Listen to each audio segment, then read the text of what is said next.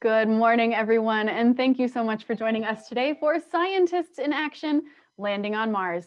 My name is Talia. I'm the Virtual Experiences Coordinator at the Denver Museum of Nature and Science, and I am so excited to get to be your host and moderator for today's look behind the scenes at the landing of Perseverance. That happened just last week, and today we're going to be talking to two of the engineers that were deeply involved in the process of actually getting the craft down to the surface.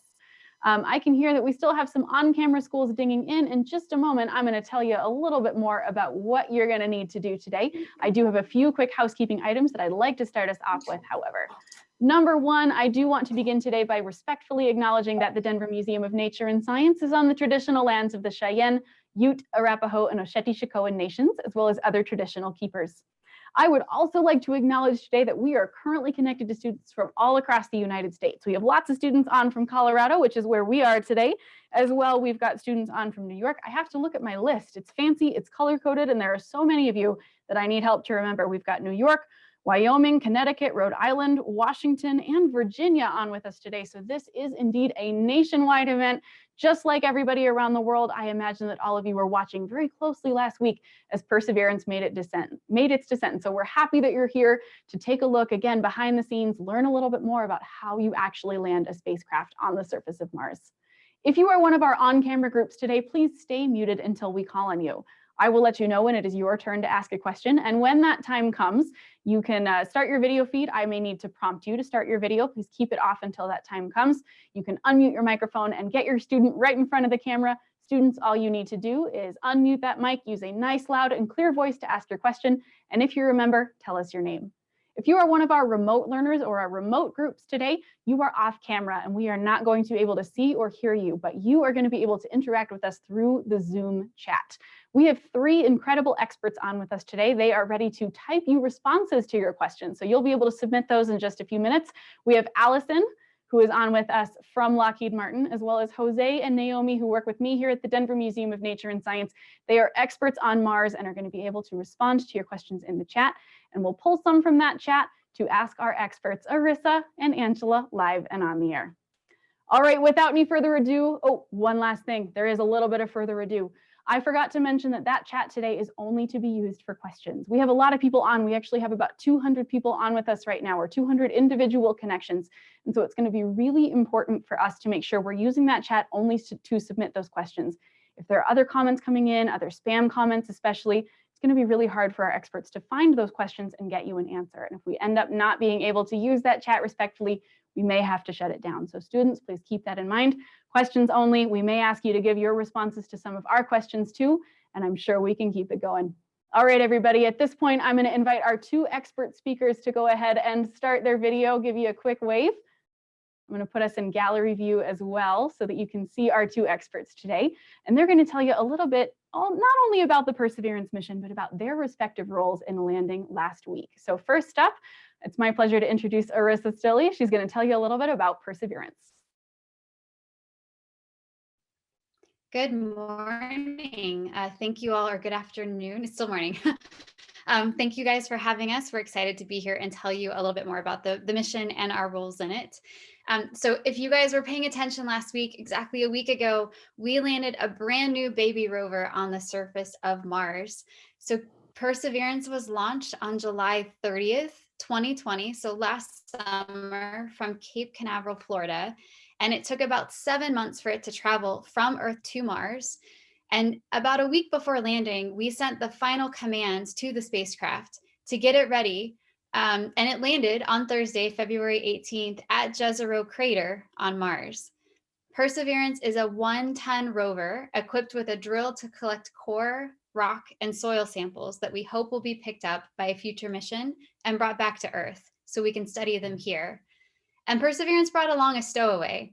So attached to the belly of the rover is a Mars helicopter named Ingenuity, and it's going to deploy in a few weeks on the surface for the first powered flight on Mars. And Angela's going to tell you more about that later in the program. So with that introduction to what we're going to talk about today, I believe there's a poll for the students. There absolutely is a poll. So students, in just a moment, you're going to see a poll pop up on your screen. We want to know what you think. What is the mission of Perseverance? We landed it on the surface last week. Everything worked out. It went great. But why is it there? Is it to collect Martian rocks and soil? Is it to survey for signs of ancient microbial life? So tiny, tiny little microscopic life forms. Is it to learn more about Mars before we send humans there? Or is it a little bit of all of those things? Tell us what you think. We'll leave this poll open for maybe 30 more seconds. So teachers, if you are learning as a big group, go ahead and survey your group and tell us what maybe majority rules. And if you are doing remote learning, I'm going to have you go ahead and submit your own vote. I don't right now. We'll leave that open for just a moment. Hello to our friends at Grandview who have just popped in. We have multiple classrooms on from Grandview, it looks like. So teachers, if you could do me the favor so I can tell you apart, would you go ahead and just rename yourself in the Zoom menu with your teacher name or like coolest classroom ever or something like that? All right, let's take a moment. Let's stop our polling and take a look at the results. Arissa, it looks like all of those different categories got a vote, but the big winner was all of the above. Did they nail it? That's correct. Yeah. Perseverance has quite a laundry list of things that it is there to do. But one of the most important ones is to look for signs of ancient life. And we do that by taking those samples that we can both study there as well as bring back to Earth. And then we landed Perseverance in a place called Jezero Crater. So you can see this beautiful picture on the screen with a white circle around it. That circle represents the area that we said we could land the rover in. And the reason we picked Jezero Crater is because it has a history of being a river channel that then splashed out into what we call a river delta, if you can see that structure. And then at the end of the delta, there's sort of this lake bed that's sort of flat and smoother looking. This colorful image, those aren't colors on Mars. That's just false color that's been added to the image to help describe the data, a set of data from an instrument called CRISM that is spectral data that tells us something about what the surface is made up of, that the scientists are really interested in.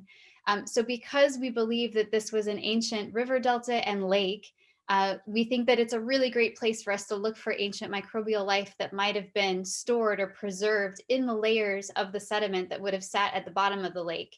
And so that's why we took Perseverance to this particular place. So with that, I'm going to tell you a little bit more about my specific job for Perseverance, and then Angela is going to do the same thing. So I am an entry, descent, and landing, or EDL engineer for Perseverance. So my job includes helping to test and simulate the events that happen during EDL or landing to make sure that they're going to work. EDL is often called the 7 minutes of terror, and that's because it takes about 7 minutes for the spacecraft to go from around 12,000 miles per hour down to under 2 miles per hour, which is slower than most of us walk when we set the rover safely on the surface. So 7 minutes to land, but it takes over 11 minutes for the signal from the spacecraft to get from Mars back to Earth. And that's whether we're sending it directly from the spacecraft to our antennas on the ground or through the orbiters that are going around Mars that help send the data back to us as well. So that means we have no contact with the spacecraft during the landing process, and it has to do everything on its own or autonomously. So the spacecraft will use its heat shield to stay cool while it slows down during most of entry. Then it deploys a supersonic parachute to slow down enough to turn on our radar and cameras. So the footage that you're seeing right now is real pictures that we took with cameras during the landing. So there you saw the heat shield release, and we can now open our eyes and see what's happening as we start to understand where we are while we're on the parachute. And Perseverance is now picking, based on where it can go at that point, it's now picking the safest place on the surface that it can reach. So when we've made that decision, Perseverance is now attached to a descent stage that I like to think of as a jetpack. And that jetpack is going to release from the back shell and parachute. And then it's going to divert away from that so that it doesn't hit it, and then divert over to the landing site that it has selected. So on landing day, I was on site evaluating the latest navigation data we had, deciding whether or not to send any last minute commands to Perseverance. And then our team watched with you and the world as the data told us that she was safely on the ground. So here we see that final imagery as we get close to the surface. We're about 65 feet high, and we finally let go of the rover on those ropes or bridles, set it down at that really slow speed. And once we detect that it's on the surface, we cut those ropes and the descent stage or jetpack flies away to a safe distance, and you're left with a rover on the surface. So once we had the rover on the surface, we celebrated, and then we waited for this image. This was the very first image that we got back from Perseverance on the surface. And you can see it's got a lens cover on it, so that's why it's a little bit hazy. There's a future picture we took where that lens cover is gone and you can see the colors of Mars. But this picture told us that we weren't on any giant boulders, we weren't in a big sand field or sand dune, and that we really were safely on the ground. And so that was the moment that I was relieved to believe that we had actually landed the rover successfully on the ground. And with that, I'm going to hand it over to Angela to talk about her role. All right, hi everybody. So I am a systems engineer at Lockheed Martin, and Lockheed Martin was in charge of building the aeroshell for the Perseverance mission. So we have a nice picture here of technicians working on the aeroshell at Lockheed Martin in Colorado. So the first, you can see that there's two different parts. The white part in the front is called the back shell, and the part in the back, the yellowish brown part, is called the heat shield. So we'll get back to that in 1 second. But first, I wanted to tell you something important that a lot of people don't know. You might have figured it out from the videos we've already seen, but there's not actually a rover flying through space from Earth to Mars. There's actually lots of layers around the aeroshell, or around the rover, keeping it safe. So you can see in this diagram, there's the rover and the descent stage, the jetpack, and those are both inside the aeroshell. So the heat shield's kind of on the bottom, the back shell's on the top, and they're surrounding the rover and the descent stage to keep it safe. And so it's the aeroshell that experiences most of the heat and the pressures associated with the actual landing on Mars. Then there's also a cruise stage part, and that part has lots of sensors and instruments and other information that gets us from Earth to Mars. And then the cruise stage flying off is basically the first part of us entering into Mars and starting our entry, descent, and landing sequence. So back to the heat shield. So the heat shield is actually 15 feet across. It's very large. Biggest one we've sent, same size as the Curiosity rover, but those two are the largest we've sent to Mars. And it is that big because it has to fit the rover inside. So the rover is about the size of a small car. Then the other component is the back shell, so the white piece there. And you can see it has a lot of different openings and doors. So you can see at the bottom there, those kind of 3 openings you can see. There's actually 9 of those all the way around the back shell, and there so we can reach in and install the separation mechanisms between the cruise stage and the back shell. So at the appropriate time during EDL, those separation mechanisms will fire and the heat shield will fly off like we saw in the movie earlier. Then there's also 2 really big doors in the back shell, and those doors are so when we're all stacked up like this with the rover inside, technicians can reach inside and work on the rover or anything else they need to reach in there. Then there's also some different weights that are installed on the back shell on different sides of the rover, different sides of the back shell. And those weights also deploy at different times during the EDL sequence to get us to tilt the rover at the appropriate angle that we want to have the heat shield absorb most of the heat and impact of getting to Mars. In the area at the top, you can see kind of a smaller area there, and that's where the parachute is all stuffed in there so that it can deploy at the right time at Mars also. So we have a really cool picture of all these different items that do separate sitting on the surface of Mars. This picture was taken by one of the orbiters, one of the spacecraft orbiting Mars, has a really high resolution camera. And you can see there's kind of different pieces there. There's the parachute in the back shell, the descent stage, the jetpack, the heat shield off to the side there, and then the actual Perseverance rover. You can see they're all nicely far away from the rover. That's definitely one of the things we consider while we're designing everything, making sure they're far away and they wouldn't actually crash into each other as we're getting to Mars. And then I just wanted to talk a little bit more about the aeroshell's job. So there's kind of three main things that the aeroshell does to help keep Perseverance safe. So the first one is that we are coming in at about 12,000 miles per hour. So that's like 22 times faster than an airplane and about 200 times faster than kind of an average car speed. So while we're coming in, the special shape of the aeroshell actually acts as a brake, and that kind of slows us down as we're entering the first part of Mars. And then when it's slow enough, the parachute can deploy and help us slow down even more as we get closer to the surface. Then the second one is the temperature. So during EDL, Perseverance is experiencing temperatures around 2,700 degrees Fahrenheit. And the heat shield is taking most of that heat. And the rover inside is actually at a nice, happy about 50 degrees Fahrenheit. And the way that that works is that the heat shield and the back shell have special materials on them that are called ablative materials. And these ablative materials kind of flake off different pieces that take the heat with them instead of letting the heat carry through everything and get to the rover. You can see those tiles right there on the heat shield are part of the ablative materials called pica. And the last main job is to hold all of the stress that we experience as we're coming into Mars. So during EDL, we expect to see about 10 Gs, and a G equals the force of gravity on Earth. But how do we know we're going to survive all of these environments and temperatures? That's where all the engineering comes in. So before we start doing anything, we kind of make a list of all the different heats and stresses and everything that we expect that we'll see as we're getting from Earth to Mars. And then we actually design all of it on paper and on computers. And then once we are finally ready with the design, we actually build the hardware and we're able to test the hardware. So this is a picture from our static load test. In this test, we actually have devices that push down on the heat shield, and people in the room are monitoring all of the different sensors and things we install on the heat shield to make sure it'll survive.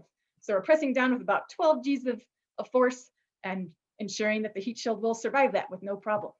So while we were watching during the 7 minutes of terror, Orisa actually announced that we were seeing about 10 Gs as we're coming into Mars. And so everybody at Lockheed Martin cheered because we knew we designed and tested to 12 Gs. So we knew we were good for coming in for Mars landing. So it was a very exciting mission to be a part of, and we're all very happy that it survived EDL and landed safely on the ground. Absolutely. I know I was not even part of this whole thing. I was just here at the museum talking about Mars that day. And when we got all of the confirmations, you know, at all of those crucial stages where you hear someone, sometimes Orisa, somebody else, sometimes somebody else, you hear somebody say, this has been successful, this has been successful. It's just cheers every time. It is such an emotional experience to be part of these things because you don't know if it's going to work. And actually, one of the most mind-blowing things to me when I first met with Angela and Orisa to talk about planning out what we were going to tell all of you, I basically just asked, like, tell me a little bit about this whole mission and your roles in it. And as we started talking, I learned from both of these wonderful women here that there is not a way to test all of the components of this mission from end to end. There is not a way here on Earth to test, like, launching something and making sure that is successful and then actually flying it and then landing it and then starting its mission on the surface. There is not a way to test all of those components. So just like Angela said, the thing you have to do is just think about all of the different possibilities. What are all of the conditions that these various stages and components could be exposed to on the surface throughout the process of landing, on their flight to Mars, and just hope that it all works out. You have to design for any possible outcome, any possible set of conditions, and hope for the best. And this time we got lucky. So at this point, we're going to transition into taking some questions from our on-camera groups. We do have 6 on-camera groups with us. And so what I would like to do, let's start with one question from each group. And we may come back to more depending on how quickly we get through all of those questions. And I do see a lot of questions coming in the chat. So thank you to all of you for using that chat as it was supposed to be used. You're just submitting questions, which is really helpful to us because, again, we're going to be scrolling through, we're typing responses to you. And if we have to scroll through a bunch of other comments, it's going to be harder for us to find your questions. So be patient. If yours hasn't been answered yet, an answer is probably coming. So we're going to start with a homeschool group today. We've got the Kapler family here in Denver, Colorado. They are going to start us off with one question. So go ahead and start your video. And I realize I may need to prompt you. Bring your student up to the camera. Go ahead and unmute. Tell us your name if you want to, and ask us your question. So my name is Kira, and my question is, what materials and how many materials is Perseverance made out of? Good question. Angela, you probably know a thing or two about that.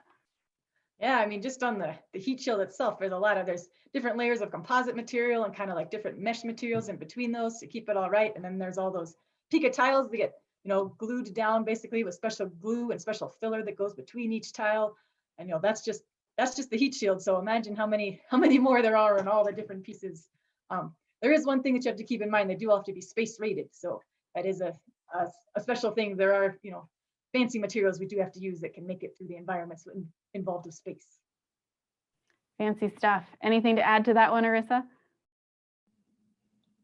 Just specifically on the rover, I don't have a full list, but I know that a lot of it is aluminum, just because that's lightweight. But there are other metals that are used as well. Like I think the wheels are like an aluminum alloy, I believe. So they're a little bit stronger than maybe other parts of the rover. But yeah, it's a lot of different materials based on how strong something needs to be versus trying to keep it all lightweight. Yeah, there's an important balance there because if there's too much weight, it impacts you in other ways. You have to plan for the weight and you can't have too much. So that's an important balance to strike. Next, we're going to go to our different classrooms at Grandview Elementary. We have 4 Grandview classrooms on, and I invite all of you to go ahead and start your video now. I gave you all numbers just to differentiate between you. It sounds like one person maybe made the reservation, so you all came in with the same name. That's no big deal. And it looks like we have one student ready to go at classroom number 4. If any of you are not ready to ask questions, that's okay. You can always type questions in the chat. So classroom number 4 at Grandview, we are going over to you. Go ahead and unmute, come up to that microphone and tell us your name. My name is Adelie Allen, and I'm wondering how many people did it take to build Perseverance? Good question. How many people? Arissa, you want to give us that answer? Yeah, so it is a great question. I don't have an exact number for you, but I can say it's thousands of people. We have teams both in the US at JPL, at Lockheed Martin, teams that are international.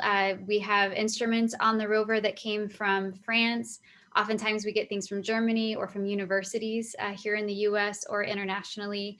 And not everyone works on it from beginning to end. So there are some people that worked on it early that maybe rolled off and started working on a different project. And then people that work on it maybe in the last part that help operate it.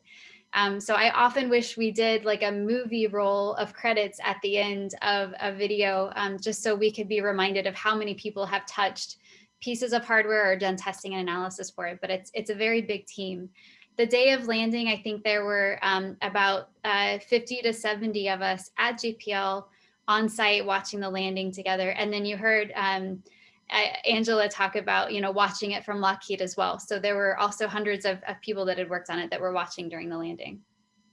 I think a credit section is a really good idea. We should start doing that. It's phenomenal to imagine just how many people are involved. And now, launch took one team of people, landing took another team of people. There's a whole other team of people now that are working with Perseverance now that it's on the surface. So different people with different specialties.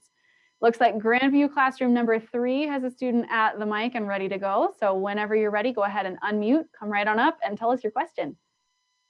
My name is Dane Parnell, and I was wondering, do you have any sequences that help the Perseverance rover with any Mars storms? Ooh, that's a good question. Arissa, that might be a question for you. What happens if it encounters a storm? So luckily, Perseverance isn't too susceptible to storms.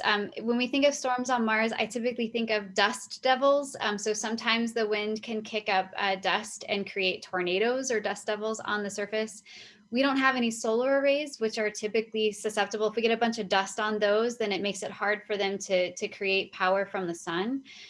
But Perseverance doesn't have solar arrays. It has a nuclear power source called an MMRTG. And so that's not a problem for it. So there isn't anything that we specifically do except for curiosity. I know that there were times that we wanted to be careful. There's a camera on the end of the turret on the arm, and we wanted to be careful to not have a sequence stop so that camera was pointed up and could get dust in it. So there were things we would do in sequencing to protect some of the cameras. But other than that, we don't worry too much about storms just because there's not a whole lot that Mars can do to us given the thin atmosphere and how thin the breezes are. Super good question. And just in case anybody is wondering, what does sequence mean? I would describe a sequence as a series of commands that we can send to the rover all at once. So we can send it a sequence that has it do one thing and then wait for that to complete before it moves on to the next thing.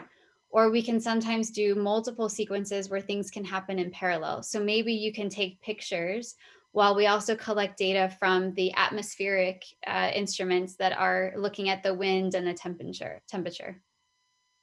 Awesome. Yeah, that makes a lot of sense. It's just a sequence of commands that we use to tell the rover what to do. Awesome. Let's go next to classroom number 5 from Grandview and classroom 2 at Grandview. Go ahead and pop on if you want to. And I understand some groups may not be able to do that today. So classroom 5, bring a student up, and then we will go to Rodef Shalom School in just a moment after them. But I see you got a student ready. That's fabulous. All right, classroom 5, go ahead and unmute whenever you're ready. Not quite hearing you. You may need to get a little bit closer to your microphone. Let's give it another shot. I don't think we're getting you guys, but you know what you can do? If you look in the little corner of your Zoom window, bottom corner, there's a caret next to the microphone icon. You might have a couple different mics that you want to try. And in the meantime, we're going to go to our friends at Rodef Shalom School. You all are in New York, so we would love to know what you are wondering about today. So we're going to unmute your audio. Come on up and ask a question. All right, go ahead, Lilia. How many times did you have to build Perseverance before it was able to achieve all the goals that you wanted it to achieve? Oh, I love that question. Sometimes you do have to try again. Angela, why don't we have you take that one? Did you have to try and build any of the components again? You were obviously involved in the heat shield, but during the process of constructing all of this stuff, did anything fail and did you have to start over? So for the heat shield, we were trying to reuse the MSL heat shield. And while we were doing that static test I was talking about, it actually cracked. So we did have to rebuild a whole new heat shield for Perseverance and built it stronger and better. And yeah, obviously worked to get to Mars this time. We usually try to build just like a smaller coupon and do kind of tests on that, so we don't have to build the whole entire thing. But we do, as you know, we tested the 12G versus the 10G we needed. So we do kind of over test everything. So sometimes it does kind of give us insight into any sort of weaknesses or anything in the design, and then we can go make it better. Fabulous. All right, and it looks like our classroom 5 might have just popped off. Let's actually go ahead while you all work on getting that set. Let's go ahead and move on because Angela has some more stuff that she needs to tell us. And stuff is a very technical term. She has some very exciting information for us. Oh wait, classroom 5, do you want to try and unmute real fast and see if we can hear you? Yeah, can you hear us? Yes, we can. Let's go ahead and take a question. Okay, Cooper. Okay. Talk loud. My name is Cooper, and I have a question. How much money did it take to make Perseverance? Oh, that's a big question. And thanks for sticking with us. We appreciate you all persevering to get your microphone figured out. All right, either of you want to talk about that? I believe the number is, it's a big number. It's $2.7 billion. And that's from beginning to end, including, I think, the 2 years that we're going to spend at least initially operating the vehicle.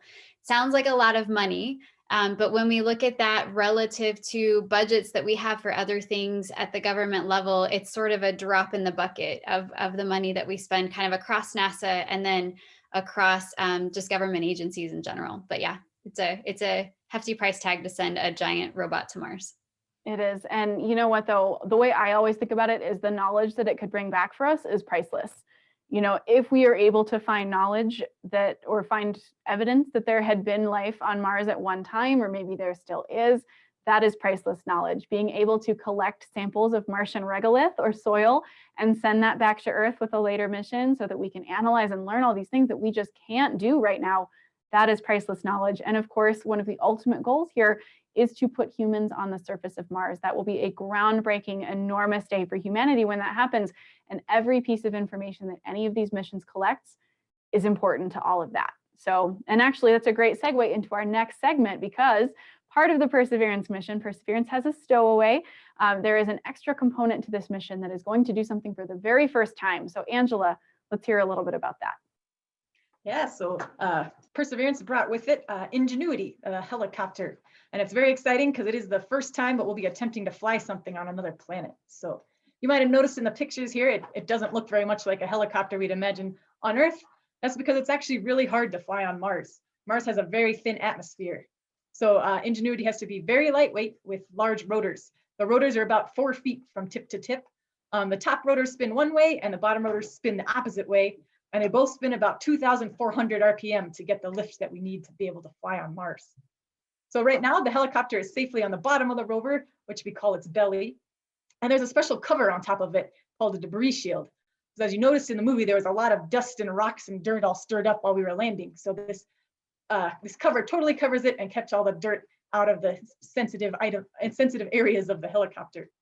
So sometimes in the next month or so, this debris cover will be jettisoned off, and Perseverance will drive to a spot that we think it's safe for Ingenuity to land and then fly around, and it'll be on its own. So it totally disconnects from Perseverance and its own helicopter that flies by itself. So there's a few different things on it to help it be able to fly by itself. There's on the top of the helicopter, there's a solar panel, and that gets power from the sun to charge the batteries to give it power while it's flying. There's also 2 cameras on it. The cameras will be taking lots of pictures to add to all the cool pictures we've already gotten back from Perseverance. There's also heaters on it. It does get very cold on Mars at night, so those heaters will keep the helicopter warm and not frozen. And then also it has some small antennas on it to send the pictures and the kind of health and status of it back to Perseverance. And then Perseverance can send that data up to the Mars orbiters or back to Earth, so we can look at all the pictures here. The part that Lockheed Martin and I helped with was the Mars Helicopter Deployment System.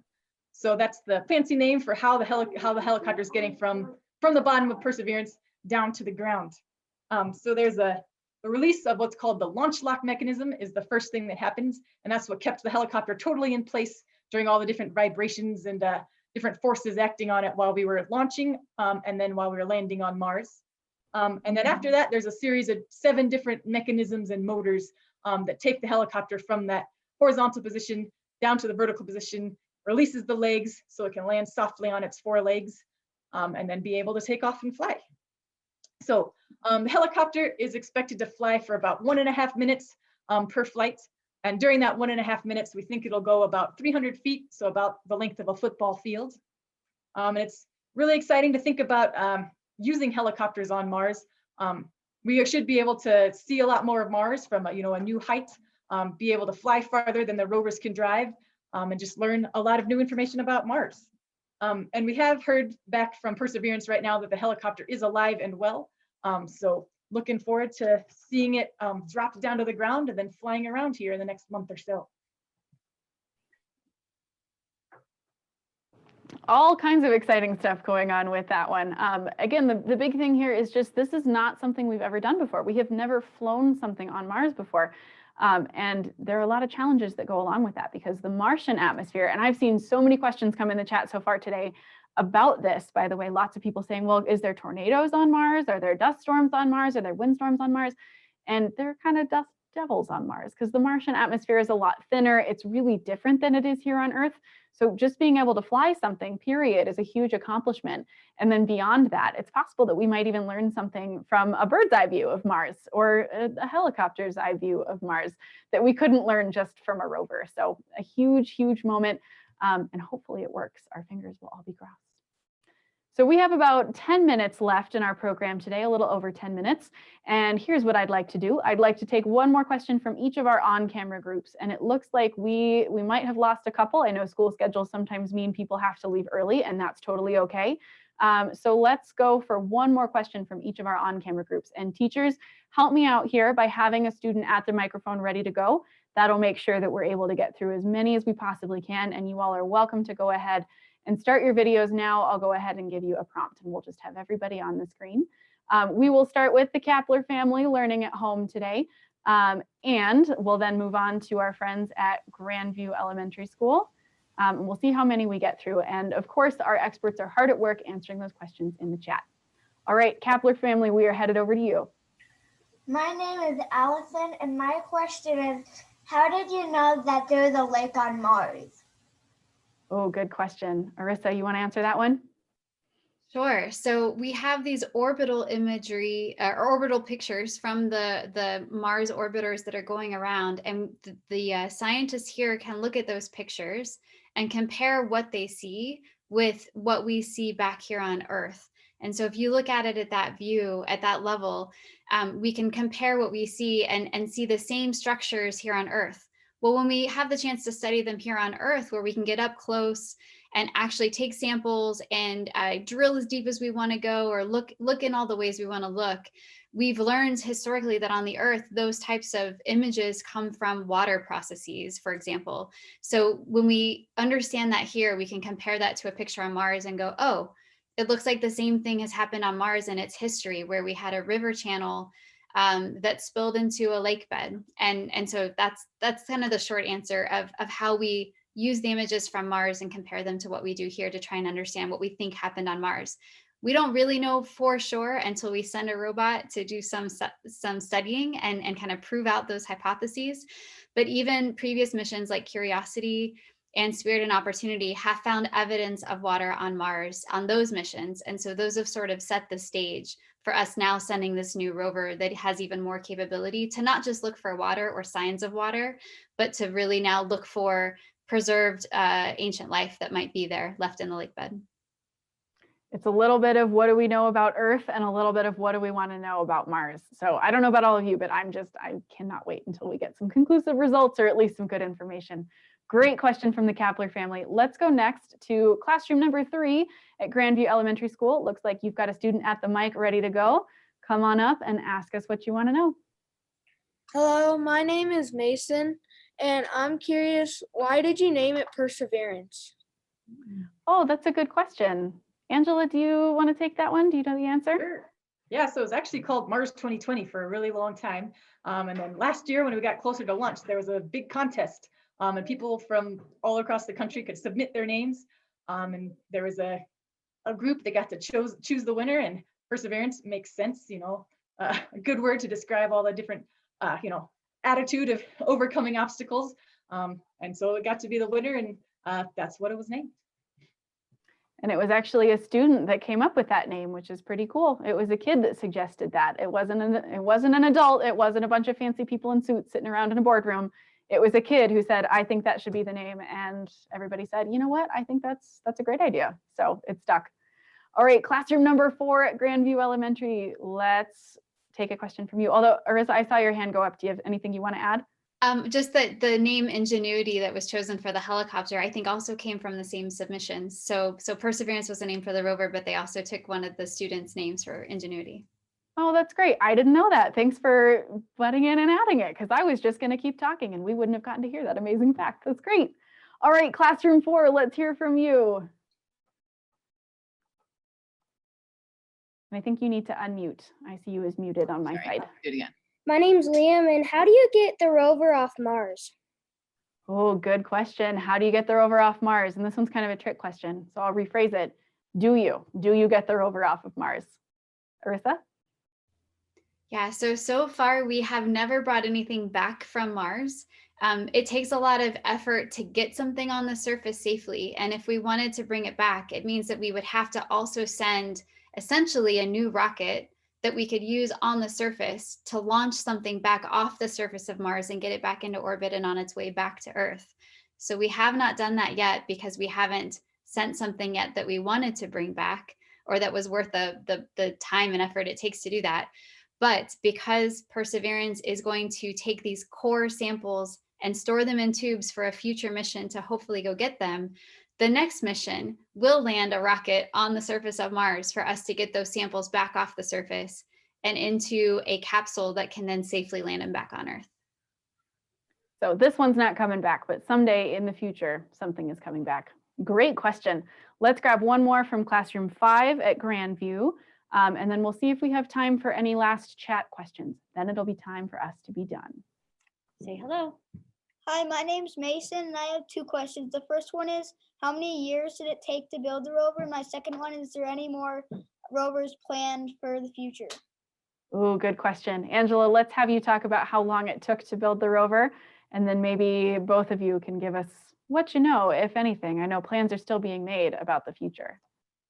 Yeah, so I took the overall missions from starting like on paper, just an idea, took forever, but like 8 years is kind of what we're considering the start of the mission, and then all the way through, and then it's going to continue for at least 2 more years operating the mission on Mars, and hopefully even longer.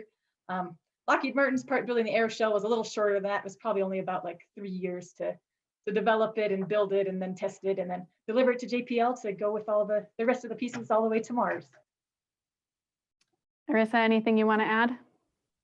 Just in terms of future missions, so there will be a rover, assuming that we land the next one safely. We're going to build a fetch rover, and it's not actually the US that's building it. I think it might be European Space Agency. They're going to build something called a fetch rover. That's job is to go find those samples that we've left on the surface and pick them up and get them safely back to the rocket that we're going to use to get them off the surface.